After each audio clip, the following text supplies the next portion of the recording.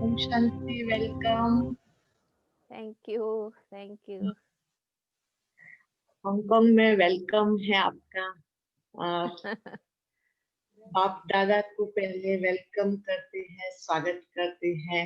हमारे रिस्पेक्टेड वरिष्ठ senior sister Gita दीदी का और आप सबका स्वागत करते। साथ साथ में चाइना में भी वाई वाई से सुनते हैं सारे बीके 70-80 है जो यहाँ नहीं दिख रहे हैं, उनका भी दिल से स्वागत करते हैं हमारी इस रूहानी महफिल में।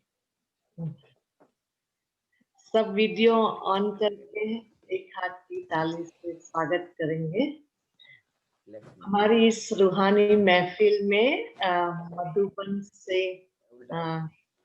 पधारे हुए ये हमारे विज्ञान के साधन के थ्रू हांगकांग की इस महफिल में हमारी गीता दीदी जो बाबा के गीता ज्ञान को प्रैक्टिकल में दिखाने वाले 1969 में सुनाई दे रहा है दीदी? लगा है। हाँ।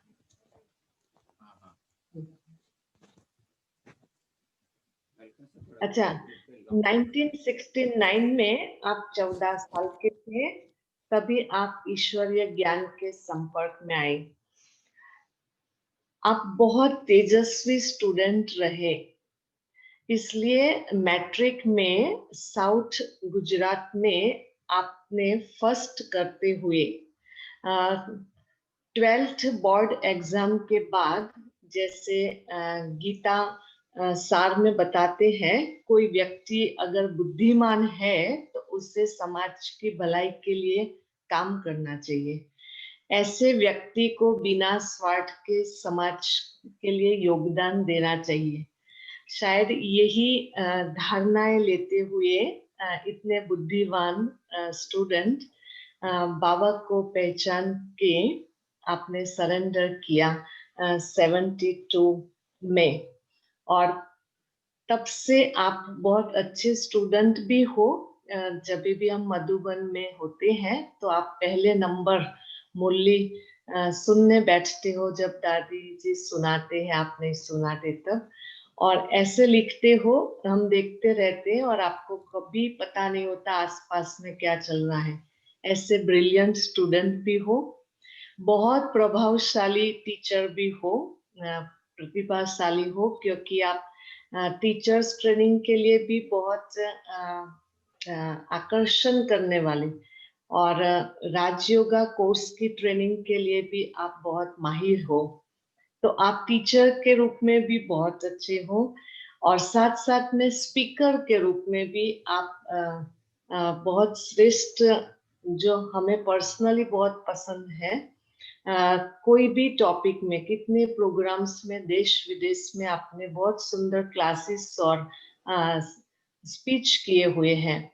साथ में आप आर्टिकल लिखने में भी बहुत माहिर हो। आपके जो मैगजीन्स में, पत्रिका में आर्टिकल्स बहुत आते हैं प्रेरणादायक, और साथ में आप टीवी चैनल्स में भी बहुत अच्छे अच्छे प्रोग्राम दे चुके हो। 72 से 93 में आप गुजरात में भरूच,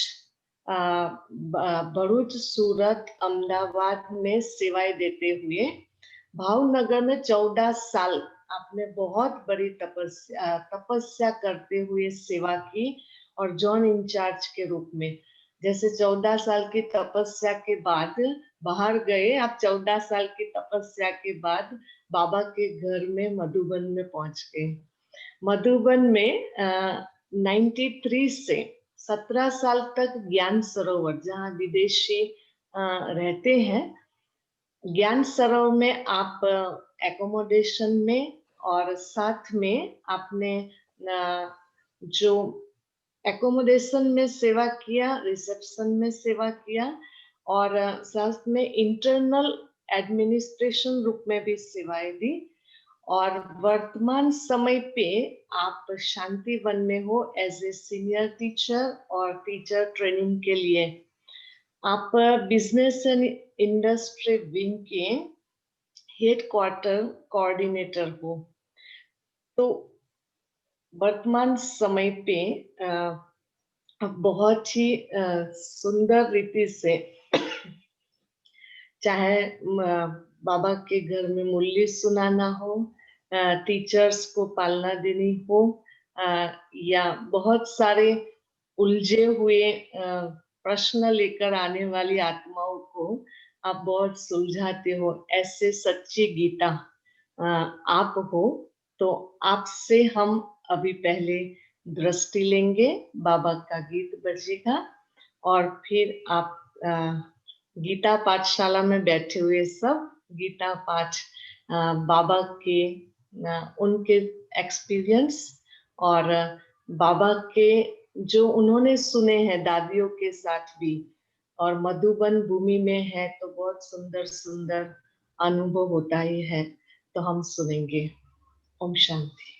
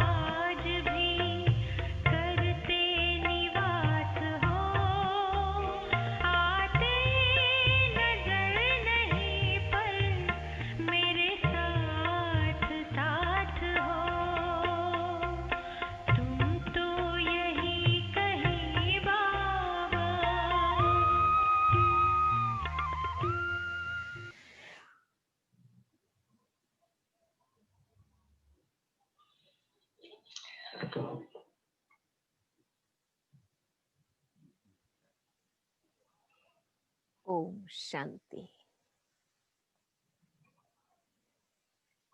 बाबा के मधुबन बेहद घर में बैठे हुए आज आप सभी बाबा के अनन्य बच्चों से मिलने का मौका मिल रहा है। विदेश की भूमि में रहते हुए भारत के बाबा के दिए हुए सत्य ज्ञान को जीवन में धारण कर आप सभी आगे बढ़ रहे हैं। विदेश की भौतिकता के बीच आध्यात्मिक बने रहना ये बहुत बड़ी आप सबकी दृढ़ता है, इसलिए बहुत ही शक्तिशाली आप सभी आत्माएं हैं। नए वर्ष की शुरुआत हो चुकी है और जनवरी मास तपस्या के रूप में हम सब मनाते हैं। वर्ष का शुभारंभ तपस्या से हो रहा है। ड्रामा की नंबर 1 आत्मा ब्रह्मा बाबा ने इस मास में संपूर्णता को प्राप्त किया। तो जैसे कि संपूर्णता के वाइब्रेशंस इस मास में हमें मिलते हैं। प्यारे शिव बाबा हमारी अनेक जन्मों की भक्ति का फल सत्य ज्ञान हमें देते हैं। यही कारण है भक्ति में भी भगवान को ही कहते हैं तमसो मा ज्योतिर्गमय, असतो मा सतगमय। दुनिया में हजारों चिंतक है, लेखक हैं, वैज्ञानिक हैं, अनेक धर्मात्माएं महात्माएं हैं, अनेक शास्त्र किताबें ग्रंथ हैं और निरंतर संशोधन हो रहा है। लेकिन क्यों भगवान को ही कहते हैं कि आप हमें सद्ज्ञान का प्रकाश दो, क्योंकि मूल सनातन सत्यों का ज्ञान शिव बाबा हमें देते हैं। और ब्रह्मा बाबा वो नंबर 1 आत्मा है जिसने भगवान के सत्य ज्ञान को विवेक से समझा। भल हम सभी मेजॉरिटी ने इन आंखों से बाबा को नहीं देखा, लेकिन मन की आंख से, ज्ञान नेत्र से बहुत अच्छी तरह हम सभी ब्रह्मा बाबा को जानते हैं, उनके अलौकिक जीवन को जानते हैं। रोज की मुरली में बाबा हमें दिखाई देता है, क्योंकि साकार और अव्यक्त मुरलियां ब्रह्मा बाबा के चिंतन का ही रिजल्ट है। क्या बाबा सोचते थे, किस प्रकार से पुरुषार्थ करते थे, किन बातों को महत्व देते थे, कैसे औरों की सेवा करते थे, क्या लक्ष्य, क्या उमंग उत्साह, क्या पुरुषार्थ बाबा का रहता था, ये मुरली में हमें दिखता है। इसलिए स्थूल रूप से आंखों से देखने की बात नहीं है, लेकिन विवेक के नेत्र से बाबा को समझना बहुत जरूरी है। तो बाबा ने पहला ही कदम देखिए, भगवान ने साक्षात्कार कराया और साक्षात्कार मात्र से जीवन का निर्णय कर लेना कितनी बड़ी बात है। बाबा का विवेक, बाबा की बुद्धि कितनी स्पष्ट और श्रेष्ठ थी, जो साक्षात्कार मात्र से ब्रह्मा बाबा ने उसी समय निर्णय कर लिया और अपना बिजनेस समेट कर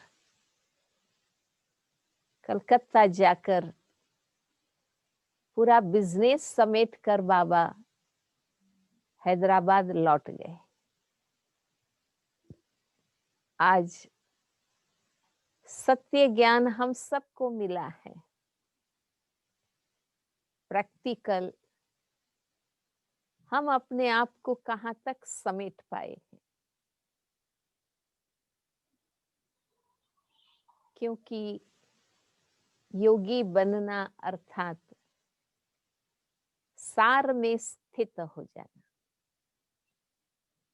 इच्छाओं के विस्तार को, अनावश्यक प्रवृत्ति को समेट लेना,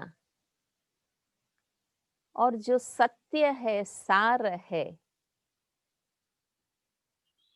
जो यथार्थ है, उसके प्रति एकाग्र हो जाना, ये निर्णय होना बहुत जरूरी है। तो बाबा की वो लगन, बाबा गृहस्थी होते हुए, व्यापारी होते हुए, देखिए बाबा को इंटरनल जो बाबा की लगन थी, वो तो भगवान के प्रति ही थी। तो हम बाबा के बच्चे, हम सबका जो लक्ष्य है कि हमें बाबा को देखना है और बाबा को ही फॉलो करना है, तो हमें भी अपने जीवन में समेटना है, शॉर्ट आउट करना है। जो आवश्यक है वो अलौकिक तरीके से करना है, और जो अनावश्यक है, व्यर्थ है, असार है, उससे मुक्त हो जाना है। जैसे आप सबको पता होगा कि भारत में दीपावली के दिनों में पूरे घर को साफ करते हैं। जो आवश्यक है वो चीजें साफ सुफ करके व्यवस्थित ढंग से रख देते हैं, और जो अनावश्यक हम संग्रह करते रहते हैं उसको निकाल देते हैं। तो हमें भी अपने जीवन में व्यर्थ को निकालना है, कहाँ हम अपने आप को और समेट सकते हैं, ताकि हम संपूर्ण रूप से लक्ष्य के प्रति फोकस हो जाए। बाबा ने निर्णय के साथ प्रैक्टिकल फॉलोअप भी किया। घर आकर परिवार को बताकर बाबा ने अपने ही घर में सत्संग शुरू कर दिया, और बाबा और अधिक चिंतन के लिए कश्मीर चले गए। इस तरफ मम्मा ने सत्संग को संभाला, और बाबा प्रकृति की गोद में बैठकर गहराई से सोचकर नियमित पत्र लिखते थे, जो मम्मा सुनाती थी। तो ये जो बाबा की विशेषता है कि जो सही है उसके प्रति हमें गौर करना है। तो ये चीज हमें अपने जीवन में सीखनी है कि अब जबकि हमने अपने आप को जान लिया, पिता परमात्मा को पहचान लिया, और परमात्मा की पूर्ण शिक्षाओं को हमने प्राप्त किया है, तो अब आवश्यकता है कि हम उस पर गौर करें, गहराई से इन सत्यों को समझें और उनके डेप्थ में जाकर जीवन में धारण करें। अगर हम मिले हुए सत्य पर गौर नहीं करते हैं तो सत्य मिलने के बाद भी जीवन नहीं बनेगा। गौर करना, उसी के तरफ केंद्रित हो जाना और अपनी शक्तियां, संकल्प शक्ति, वाणी की शक्ति, कर्म की शक्ति, समय की शक्ति, ये जो हमारी शक्तियां हैं उसी दिशा में लगाना। ब्रह्मा बाबा तो आप सभी की तरह गृहस्थी थे, लेकिन गृहस्थी होते हुए कितनी लगन थी। तो भल हमारे लिए बाबा का आदेश अभी तो यही है कि हरेक को अपने ग्रस्त में रहते हुए कमल फूल बनना है और अपने आप को संपूर्ण बनाना है। कई बार हम सोचते हैं ना कि भाई हम तो गृहस्थी हैं, बचरवाल है, परिवार में रहते हैं, समाज के बीच रहते हैं, हम कैसे संपूर्ण बन सकते हैं। लोग सोचते हैं कि आप मधुबन में रहते हैं, समर्पित है, आप लोग बन सकते हैं, परंतु सत्य ये है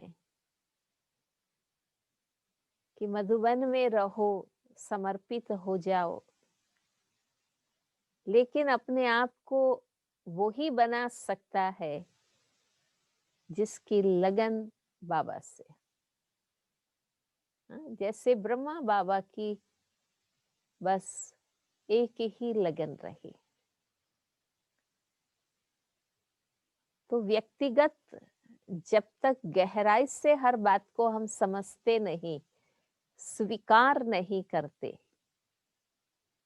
हम संपूर्ण बन नहीं सकते।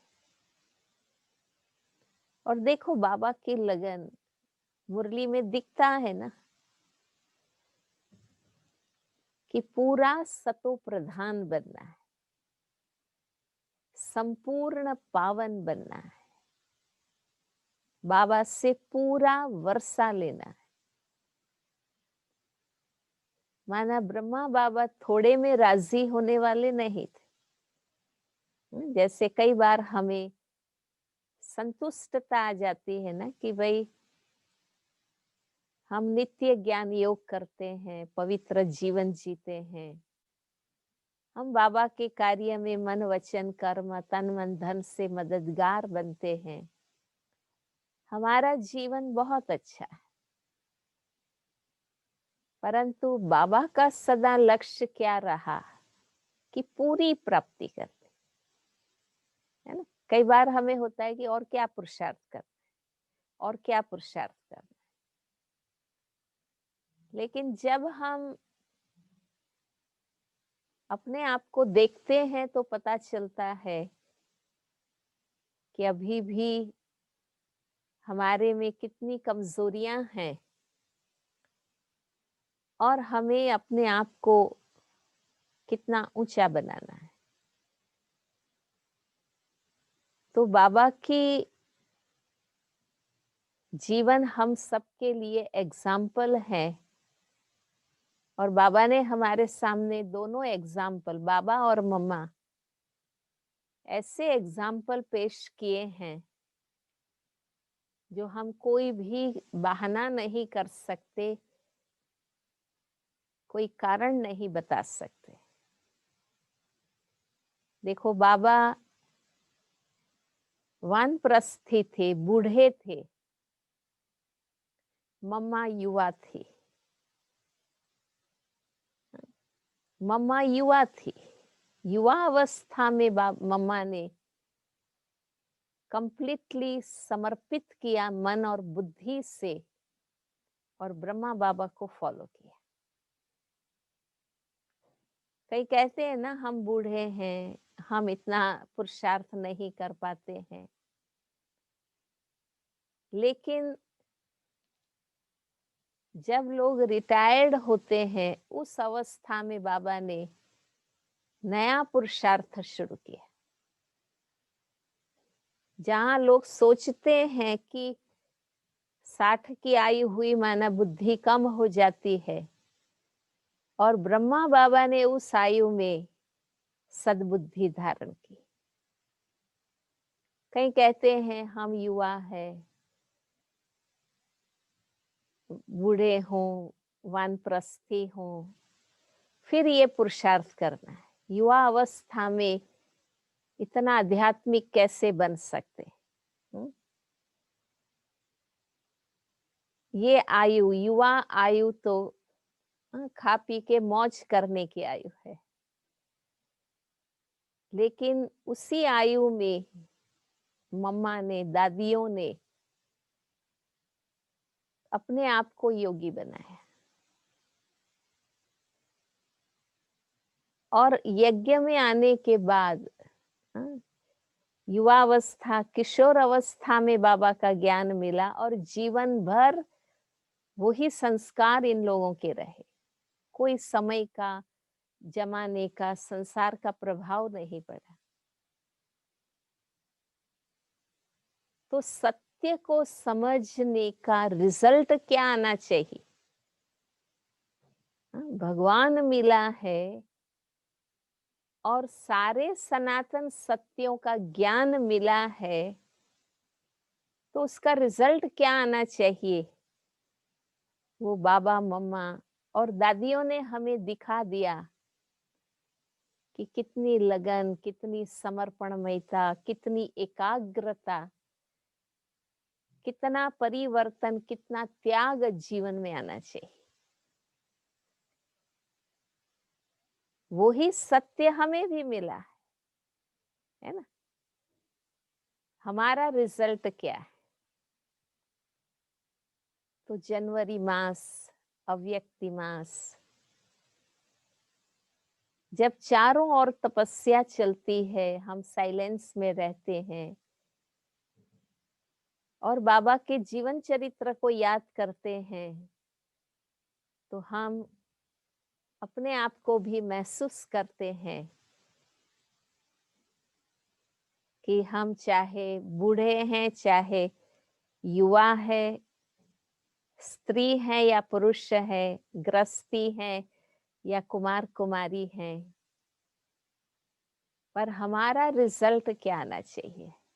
हमें कितनी लगन लगनी चाहिए? इसमें बाह्य रूप से कुछ करना नहीं है। जैसे भक्ति में अनेक प्रकार की क्रियाएं हैं, हमें यहाँ और कुछ नहीं करना। हमें तो मन और बुद्धि की शुद्धि कर उसके प्रति समर्पित होना है। बाबा ने अपना सर्वस्व समर्पण किया, परिवार को भी सहमत किया। तो ये चीज कि हमारा भी भल हम ग्रस्त में रहते हुए हमें करना है। बाबा की तरह भल हम संपूर्ण समर्पित नहीं हो सकते, परंतु हम सच्चे ट्रस्टी तो बन सकते कि स्थूल और सूक्ष्म जो कुछ हमारे पास है, जिसको हम चल अचल संपत्ति कहते हैं, हम उसका श्रीमत के अनुसार उपयोग करें ताकि व्यर्थ ना हो, है ना? ट्रस्टी माना मालिक के इशारे पर चलना। निमित्त बनकर सब कुछ करना, परंतु अपनी इच्छा अनुसार नहीं, मालिक के इशारे अनुसार। तो हम सब प्रैक्टिकल ऐसे ट्रस्टी बने। तो बाबा कहते हैं ना कि जब श्रीमत पर चलते हैं तो बाप जिम्मेवार है। तो बाबा जिम्मेवार है। और जब हमारा सब कुछ श्रीमत अनुसार यूज हो रहा है तो हमें खुशी भी होगी, शक्ति भी होगी। बाबा कहते हैं ना, तुम बच्चे जब श्रीमत पर जी हजूर करते हैं तो तुम्हारी सूक्ष्म शक्तियां और तुम्हारी कर्मेंद्रियां भी तुमको जी हजूर कर, है ना। ये सूक्ष्म राज है कि समय पर जो शक्ति हमें धारण करनी है, समय पर जो हमें सहयोग मिलना चाहिए, वो हमें तब मिलता है जब हम बाबा की श्रीमत के आगे जी हजूर करते। तो ब्रह्मा बाबा एक ऐसा एग्जाम्पल है हम सबके सामने कि एक साधारण मनुष्य अगर चाहे, इतना निश्चय और समर्पण हो, तो वो अपने आप को आध्यात्मिक रूप से बहुत ऊंचा उठा सकता है। हम सब जानते हैं कि केवल अभी इस अंत के समय भगवान आते हैं और कोई युग में भगवान नहीं आते। ये महापरिवर्तन की वेला है जब बाबा आते हैं और हम आत्माओं को सारे राज बताते हैं, है ना। अगर आप कभी ज्ञान स्वरूप बनकर अपने आप को देखें तो आप महसूस करेंगे कि ऐसी कोई बात नहीं जो बाबा ने हमें ना बताई। आदि मध्यांत आलोक परलोक के सारे राज बाबा ने हमें बताए। भक्ति में जो कहते हैं ना कि शिव का डमरू डमडम बाजे, अगम निगम के भेद खोले। तो शिव का डमरू ब्रह्मा बाबा है। हाँ? ब्रह्मा बाबा के द्वारा सारे आदि मध्यांत के राज बाबा ने बताए हैं। और जब ऐसा ज्ञान स्वरूप बनकर हम जीवन की परिस्थितियों को देखते हैं, समझते हैं, तो हमें कभी भी दुख की फीलिंग नहीं होगी, है ना। बाबा कहते हैं ना, जब राज भूल जाते हैं तब नाराज होते हैं।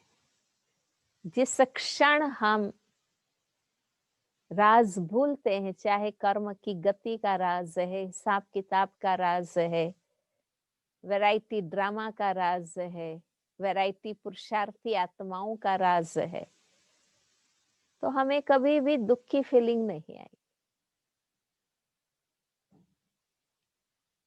उदासी नहीं आई। तो बाबा ने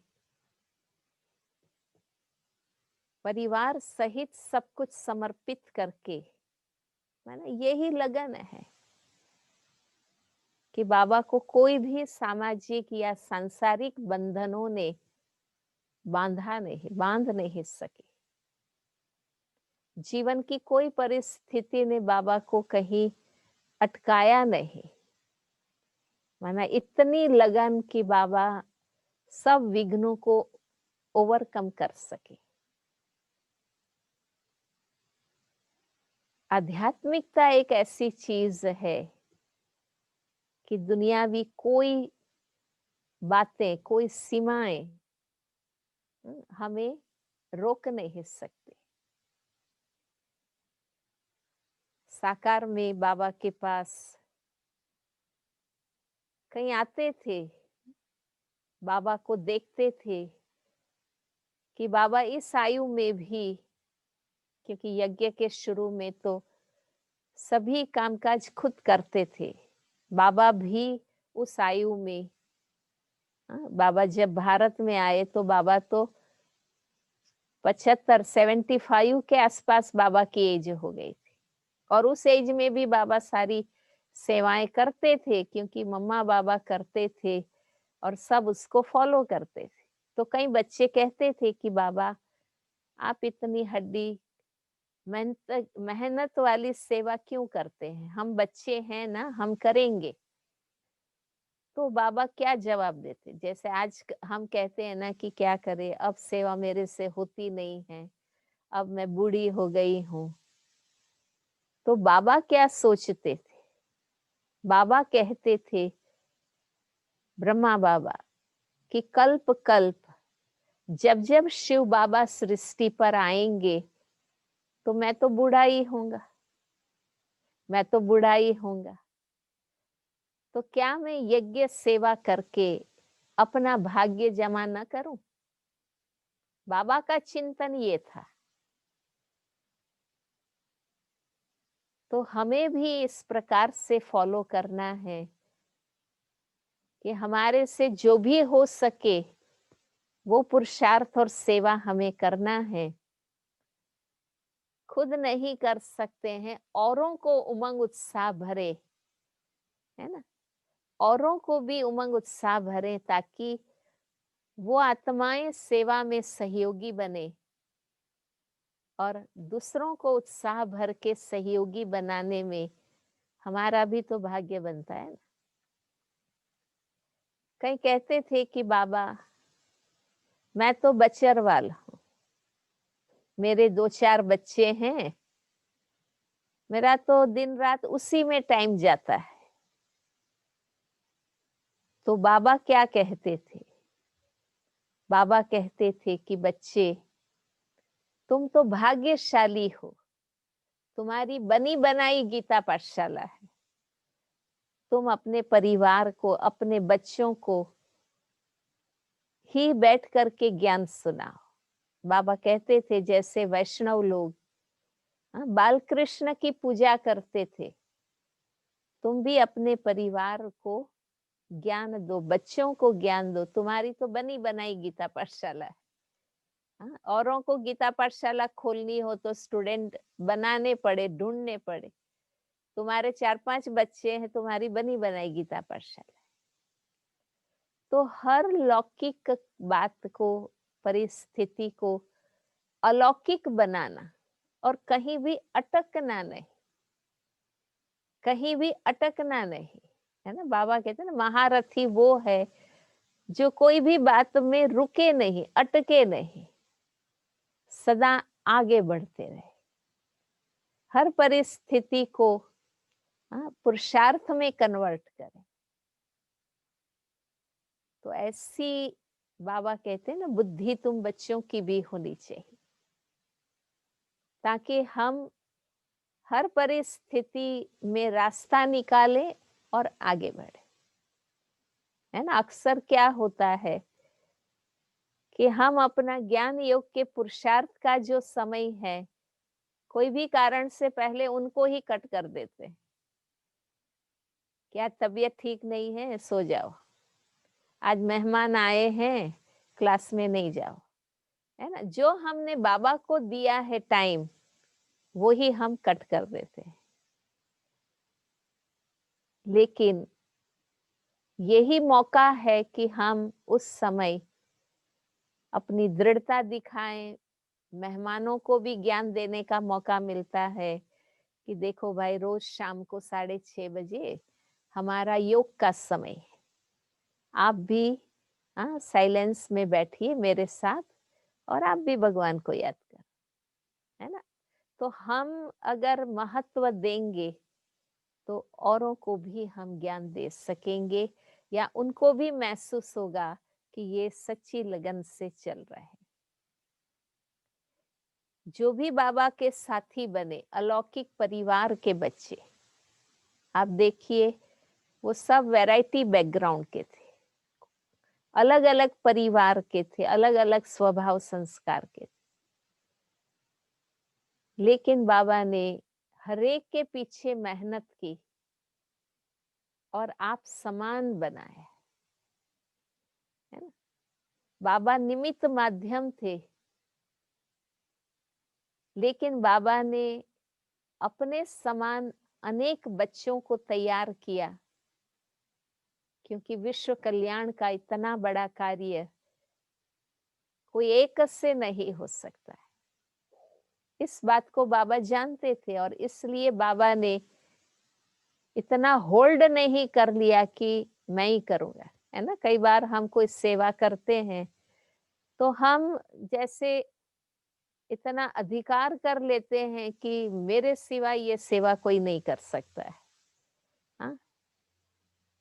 औरों को भी हम निमित्त बनने नहीं देते, है ना। जब अगर हम ये समझे, ब्रह्मा बाबा ये समझते थे कि मैं निमित्त हूँ, अगर मेरे द्वारा भगवान अपना कार्य करा सकते हैं तो औरों के द्वारा भी करा सकते हैं।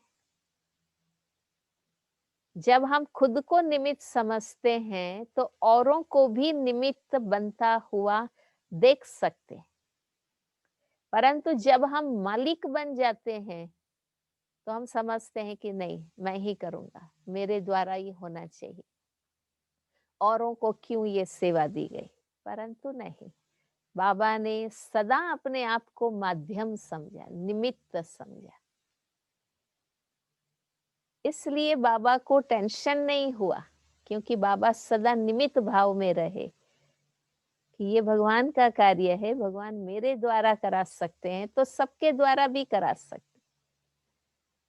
और हम सब मिलकर जब अपना तन मन धन, मन वचन कर्म, गुण कला विशेषता, है ना, संबंध संपर्क समय, है ना, सबकी सेवा के कार्य में लगेगी, तभी विश्व कल्याण का कार्य संपूर्ण हो सकता है। तो ये चीज हमें प्रैक्टिकल ईश्वरीय परिवार में फॉलो करना है कि मैं भी संपूर्ण नहीं हूं, लेकिन बाबा मेरे द्वारा भी कार्य करा रहे हैं, तो हर आत्मा द्वारा बाबा कराएंगे, तो हमें हर आत्मा की वैल्यू होगी, है ना। हमारी बुद्धि में ये नहीं आएगा कि ये क्यों आते हैं, इनके द्वारा क्या सेवा होगी, ऐसा हम सोच नहीं सकते, है ना। हर आत्मा को बाबा माध्यम बनाकर कार्य कर सकता है। तो निमित्त होते हुए बाबा ने कभी एकाधिकार नहीं कर लिया, लेकिन सबके द्वारा कार्य कराए, सबके द्वारा पुरुषार्थ कराए। तो भल बाबा व्यक्त हो गए हैं, पर जब ज्ञान नेत्र से बाबा को देखते हैं तो हमें भी संपूर्ण बनने के लिए क्या करना चाहिए, वो प्रेरणा हमें मिलती। हम भी बन सकते हैं, और विघ्नों से बाबा कभी डरे नहीं, है ना। भारत में चाहे सिंध में, और भारत में भी शुरुआत में पंजाब, दिल्ली, हर तरफ अनेक विघ्न आए, परंतु बाबा डरे नहीं, हिले नहीं, संशय बुद्धि नहीं बने। तो कोई भी विघ्न हम सबके जीवन में आते हैं, चाहे शरीर की बीमारियों के हिसाब किताब, चाहे प्रकृति की आपदाएं, चाहे कई आत्माओं के व्यवहार, लेकिन इसमें हमें हिलना नहीं, है ना। हम जानते हैं कि ये अंत का समय है, महापरिवर्तन का समय है, ये हिसाब किताब चुकतो होने का समय है। जैसे वर्ष भर अकाउंट्स में माइनस प्लस होता रहता है, और वो हिसाब किताब माइनस प्लस होकर लिंगर ऑन होते रहते, बैक फॉरवर्ड होता रहता है। मार्च एंड में फाइनल क्लियरेंस होता है ना, कि एग्जैक्टली इतना जमा है। तो इस प्रकार पूरे चक्र में हमारे कर्मों का माइनस प्लस होकर वो हिसाब बैक फॉरवर्ड होता रहता है। पर अब ये अंत का समय, अब ये टोटल क्लियरेंस का समय, इस जन्म के या और जन्मों के, है ना, कोई भी हिसाब निकल कर आते हैं, परिस्थितियां आती है, विघ्न आते हैं, पर हमें ये निश्चय रहे और ये दृढ़ता रहे कि ये और ही रास्ता साफ हो रहा है।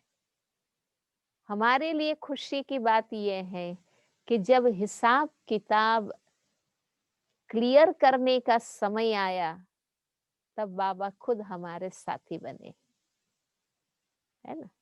हम अकेले नहीं हैं, हमने भगवान को अपना जीवन साथी बनाया है, जीवन सारथी बनाया है।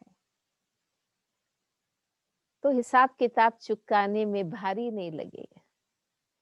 हाँ, कि बाबा की कृपा दृष्टि, बाबा का प्यार, बाबा का साथ सदा मेरे साथ। लोग समझते हैं कि निराकार क्या साथ देगा, है ना।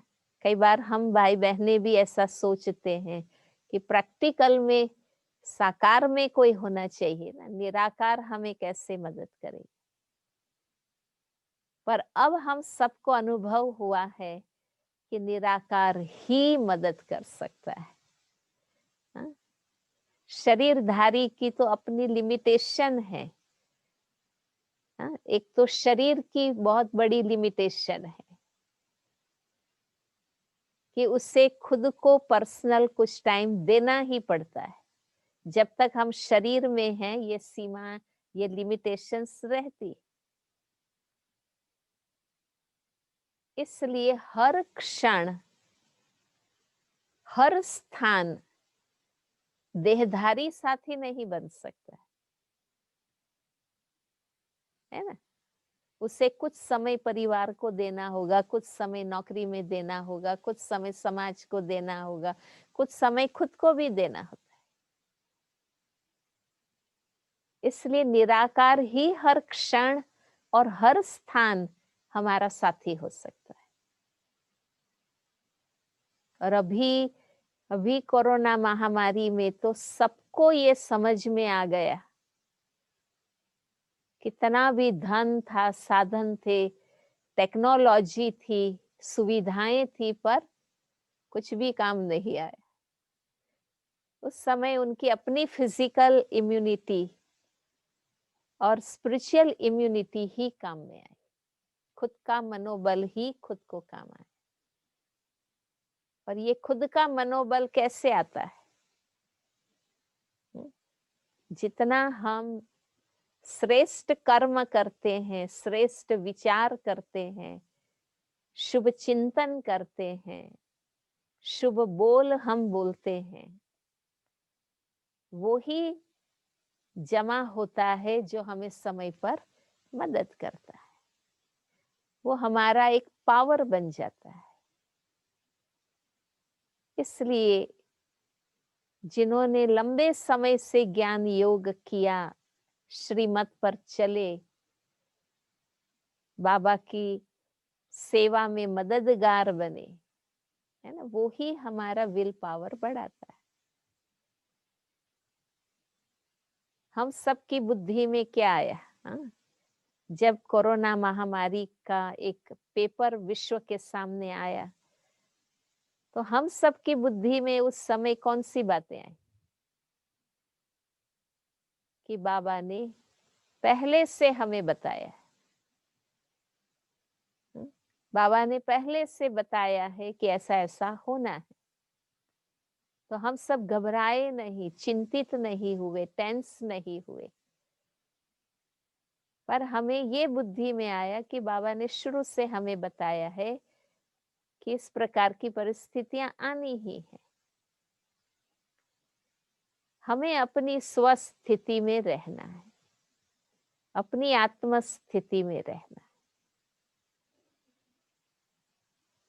तो जनवरी मास में जब हम लक्ष्य रखते हैं कि अधिक समय हम तपस्या करेंगे, साइलेंस में रहेंगे, तो इन बातों को गहराई से समझने का, महसूस करने का हमें मौका मिल जाता।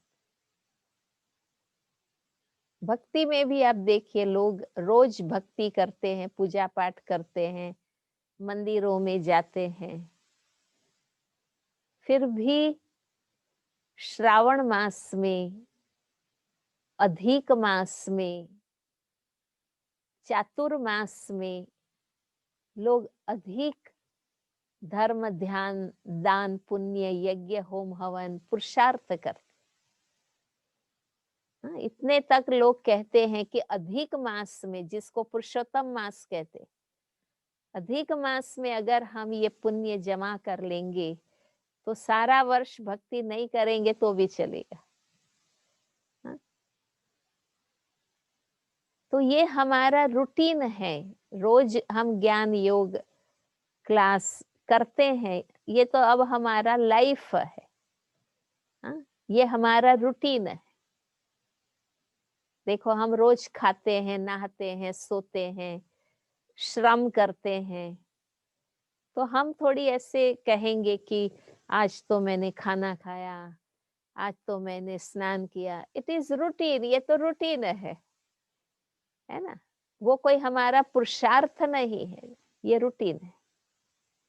इसके अलावा कुछ अधिक करते हैं तो हम कहते हैं कि भाई आज तो बहुत काम कर किया, आज तो हमको बहुत समय देना पड़ा इसका।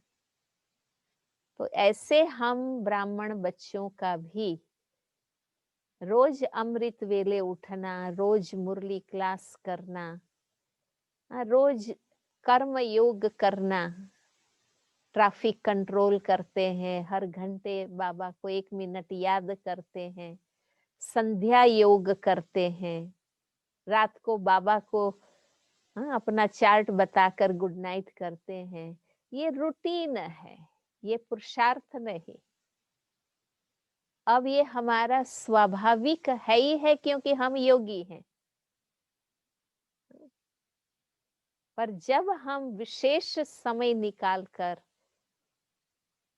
योग करते हैं, मुरलियों का अध्ययन करते हैं, मनसा सेवा करते हैं या और प्रकार की सेवाएं करते हैं, तो कहेंगे कि हमने विशेष कुछ जमा किया। और अब तो देखो कितना आसान है। पहले की सेवा में मेहनत थी, आना जाना था।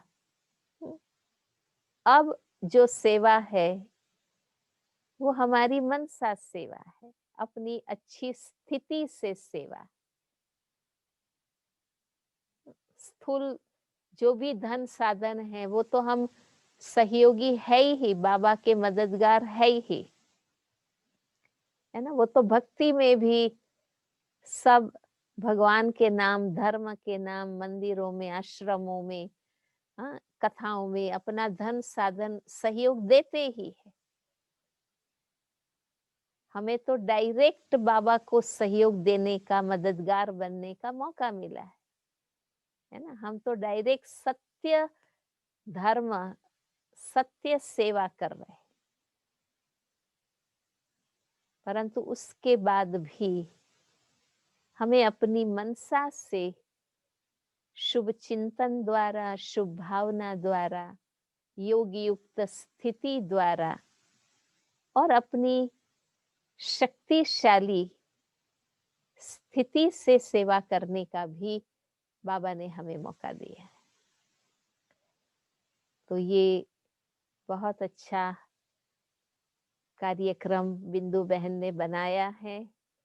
हाँ, रोज बाबा के अलग अलग बच्चों से उनके अपने चिंतन का, उनके अपने उमंग उत्साह का, विचार अनुभव की लेन देन हो रही है, जो आप सबको मैं देख रही हूँ कि सभी बहुत अच्छी तरह ऑनलाइन भी बाबा के ज्ञान योग की बातें सुन रहे हैं, समझ रहे हैं, अभ्यास में ला रहे हैं और अनुभव की अथॉरिटी बन रहे हैं। तो मुझे खुशी है, बिंदु बहन ने मुझे याद किया और अपना कुछ विचार आप सबसे शेयर करने का मौका मिला। हम जहाँ भी रहे, कहते हैं ना, जिस देश में रहे, जिस वेश में रहे, हर हाल में, हर चाल में, बस हम बाबा के हैं, योगी हैं, तपस्वी हैं। इसलिए जितना हम अव्यक्त बाप दादा को, अव्यक्त वतन को, निराकार बाबा को, असली घर को याद करेंगे तो हमारी स्थिति भी अव्यक्त बनती जाएगी।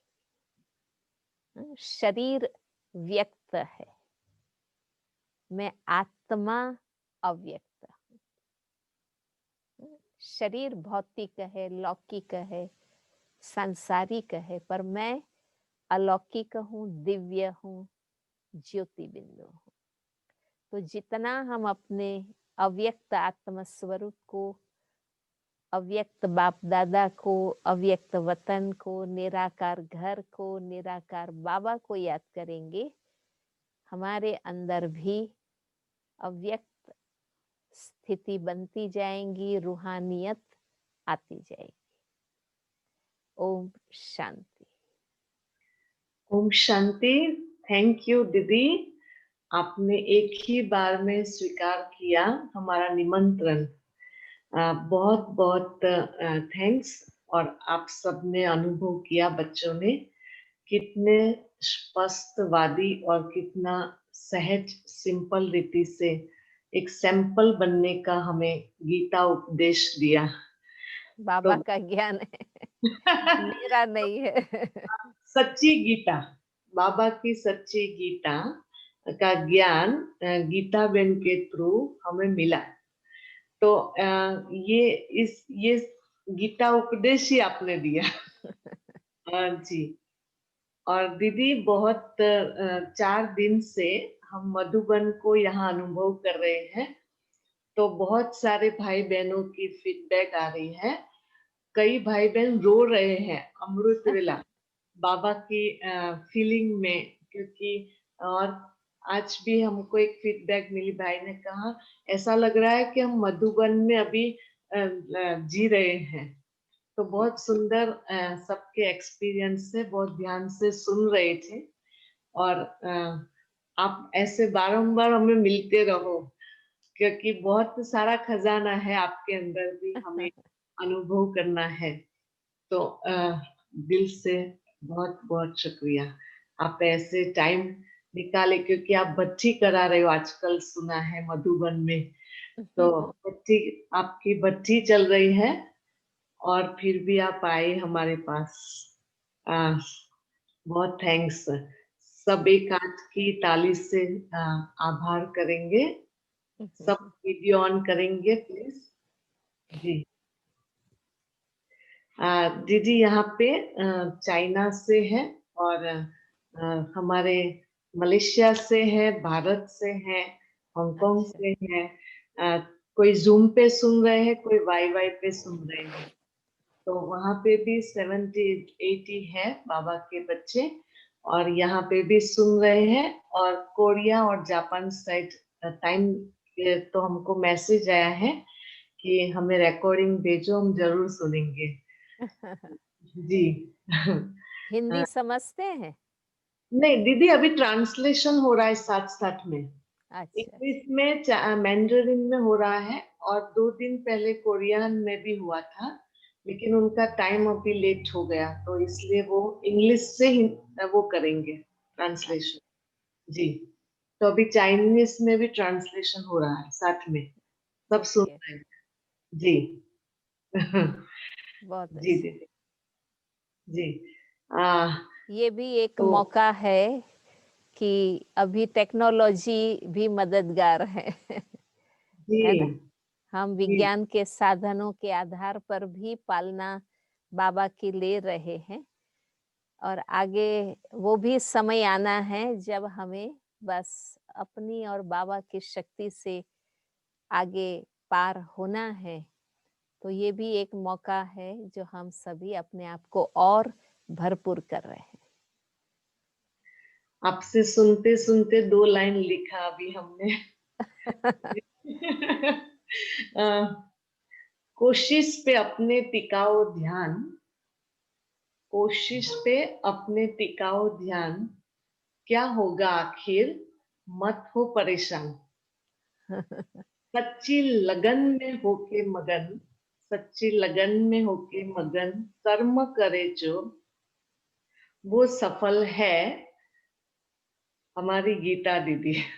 सच्ची नहीं, लगन। सभी सभी बाबा के बच्चों के अनुभव हैं।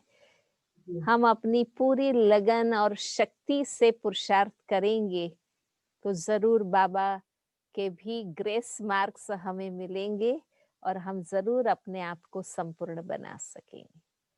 तो जी। चिंता की बात नहीं है, डर की बात नहीं है। हमें अपनी जो शक्ति है पूरी दिल से, पूरी ताकत से हमें वो पुरुषार्थ कर। जी। आ, दीदी अभी आप 3 मिनट मेडिटेशन कराओगे? जरूर। सभी अलर्ट होके बैठ जाएं।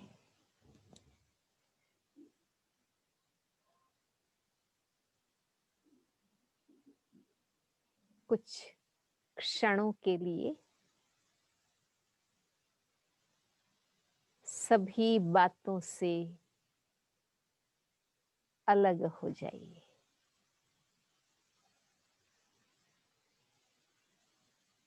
आपके आसपास जो भी व्यक्ति हैं, जो भी चीजें हैं, जो परिस्थितियां हैं, उनसे साक्षी बन जाए।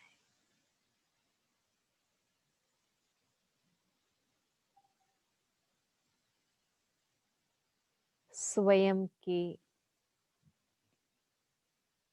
निज स्वरूप के प्रति केंद्रित हो जाए।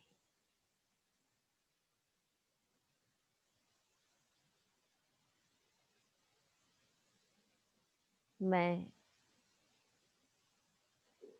चैतन्य शक्ति आत्मा,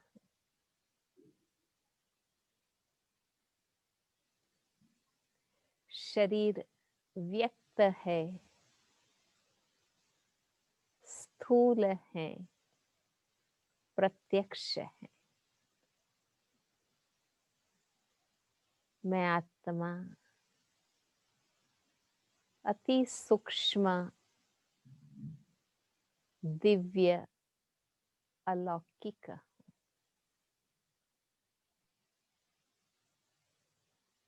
मेरे आसपास शरीर और संसार जो है वो हलचल है, परिवर्तनशील है, लेकिन मैं आत्मा अचल हूँ, अविनाशी हूँ। मैं शांत और स्थिर हूँ।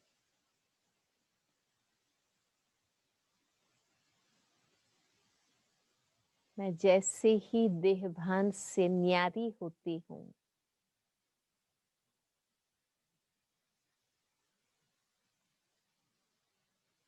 मैं स्वतः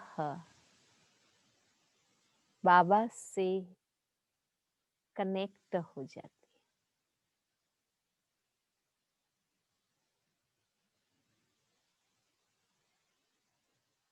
बाबा निरंतर दाता है। वो निरंतर शांति, सुख, आनंद, प्रेम, ज्ञान, शक्ति निरंतर दे रहे हैं।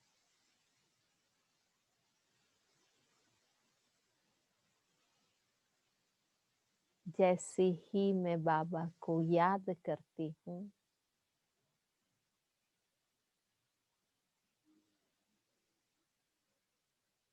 मैं ये अलौकिक अनुभूतियां, प्राप्तियां अनुभव करती।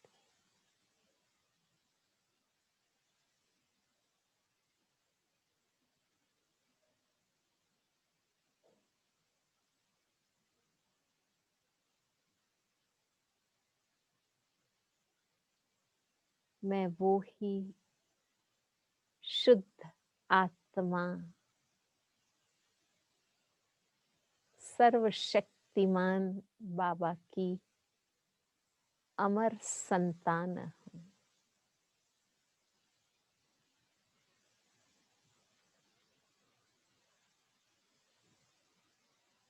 जैसे ही मैं देहभान से डिटैच होती हूँ, मैं लाइट स्वरूप बन जाती।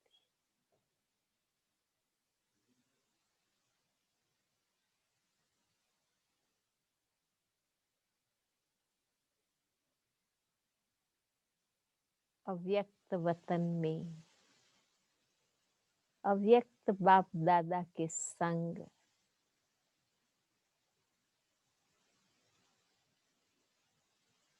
मैं फरिश्तेपन का अनुभव करती। मैं सहज, इजी एंड लाइट महसूस करती।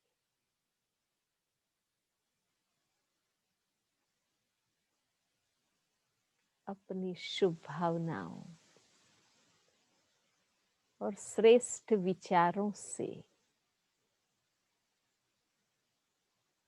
विश्व के वातावरण में लाइट माइट फैला रही।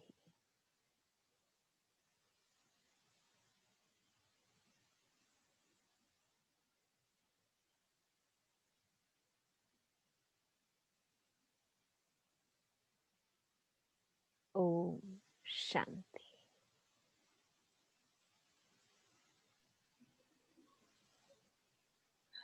ओम शांति। ओम शांति। धन्यवाद। Thank you, thank you. सबको शुभ रात्रि।